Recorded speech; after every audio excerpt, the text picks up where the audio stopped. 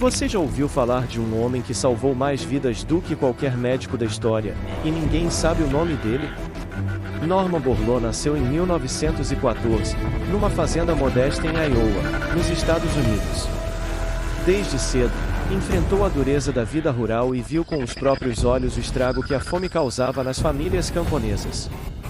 Durante a Grande Depressão, essas imagens se tornaram ainda mais fortes. Mas, diferente de muitos, Norman decidiu que faria algo a respeito. Ele se formou em agronomia e se especializou em fitopatologia, o estudo das doenças das plantas. Em vez de seguir carreira confortável em universidades americanas, aceitou um convite do governo mexicano para combater a fome no país. Era 1944, e o México enfrentava uma grave crise agrícola. O solo era seco, as pragas destruíam as plantações e a fome matava. Norman começou um trabalho que, à época, parecia impossível: desenvolver sementes de trigo mais resistentes, mais produtivas e adaptadas ao clima mexicano. Foram anos de experimentos, testes, falhas e superações. Mas ele persistiu. Norman Borlaug não inventou uma máquina. Não criou um remédio. Mas desenvolveu algo ainda mais poderoso: sementes capazes de vencer a fome. Ele começou cruzando manualmente diferentes tipos de trigo. Um trabalho meticuloso, planta por planta, para criar uma variedade que fosse mais forte, mais produtiva e resistente a doenças. Na época, a ferrugem do caule destruía plantações inteiras. Era como um câncer para o trigo. Mas Borlaug enfrentou isso com ciência e paciência. Criou uma planta que resistia ao fungo e que produzia mais grãos do que qualquer outra. Mas ele não parou aí.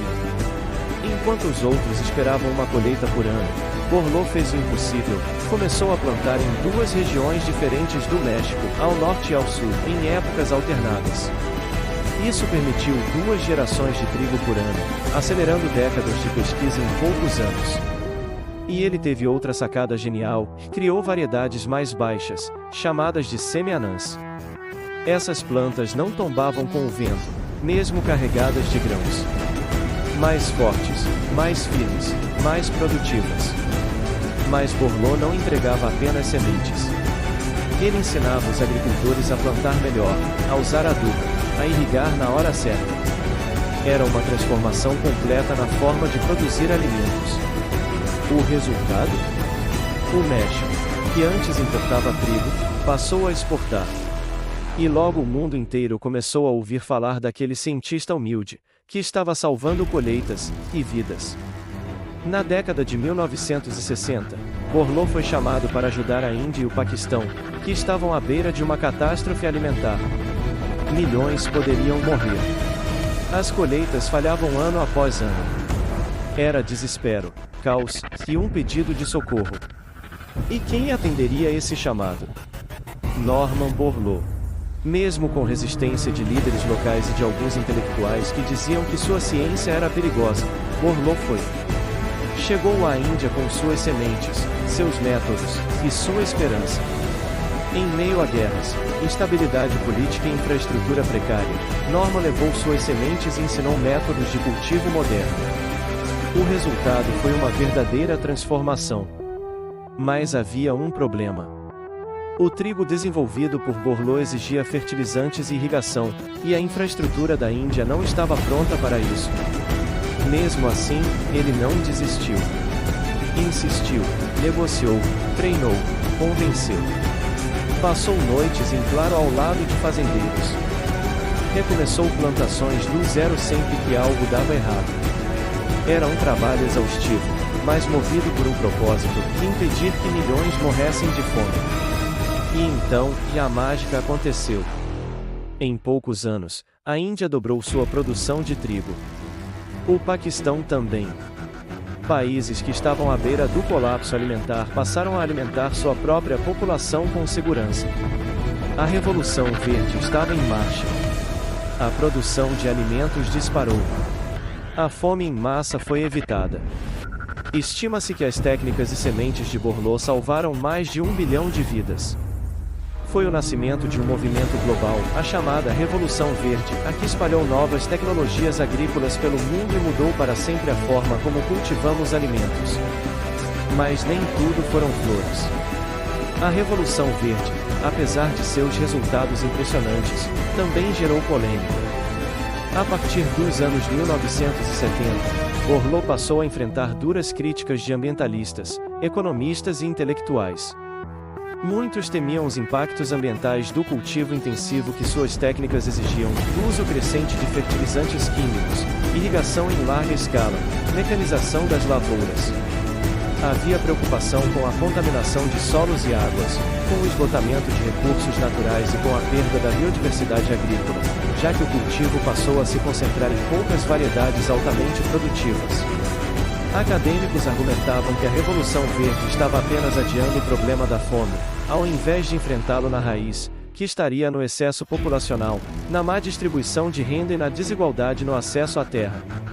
Outros apontavam que suas soluções beneficiavam majoritariamente os grandes produtores, que tinham condições de investir em maquinário e insumos, enquanto os pequenos agricultores, especialmente na África, ficavam para trás, excluídos das inovações. Mas Norman Borlaug nunca se deixou abalar. Ele não era um político nem um teórico. Era um homem de ação. Passou décadas nos campos, debaixo do sol escaldante ou da chuva pesada, com as mãos na terra ao lado dos agricultores. Para ele, salvar vidas era mais urgente do que esperar por soluções ideais. Em resposta às críticas, dizia com firmeza: "Você prefere que as pessoas morram agora, ou que encontremos soluções enquanto elas ainda estão vivas?" Era uma pergunta simples, mas poderosa. Porque, enquanto muitos discutiam teorias em salas de conferência, Borlaug estava literalmente impedindo catástrofes humanitárias.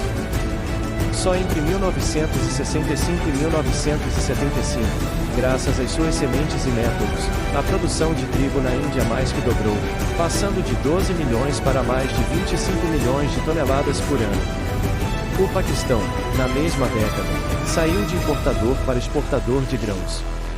A fome foi evitada. A estabilidade política em várias regiões foi preservada.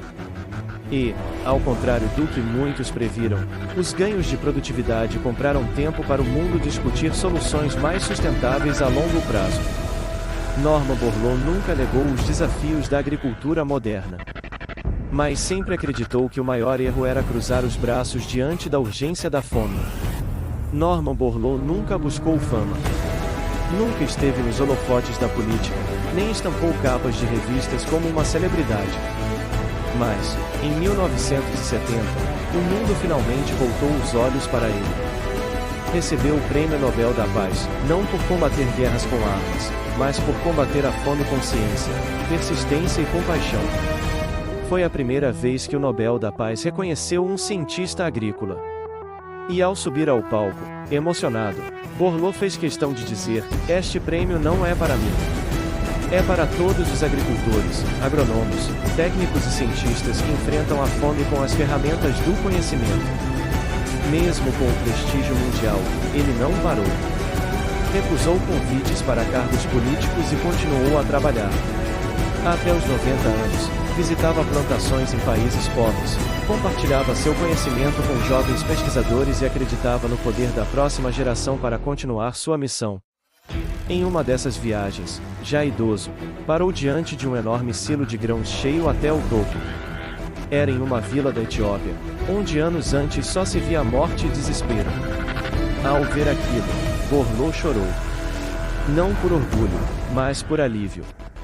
Por saber que a ciência tinha vencido mais uma vez. Norman Borlaug faleceu em 2009, aos 95 anos, discretamente, como viveu. Mas seu legado permanece vivo. Em cada espiga de milho colhida com dignidade. Em cada saco de trigo que alimenta uma família. Em cada país que, graças a ele, conseguiu vencer a fome. Ele nunca foi presidente, nem general. Mas talvez tenha sido o maior herói anônimo da história humana. Se você acredita que histórias como essa precisam ser contadas, curta, compartilhe e nos ajude a espalhar o nome de Norman Borlaug, o homem que alimentou o mundo.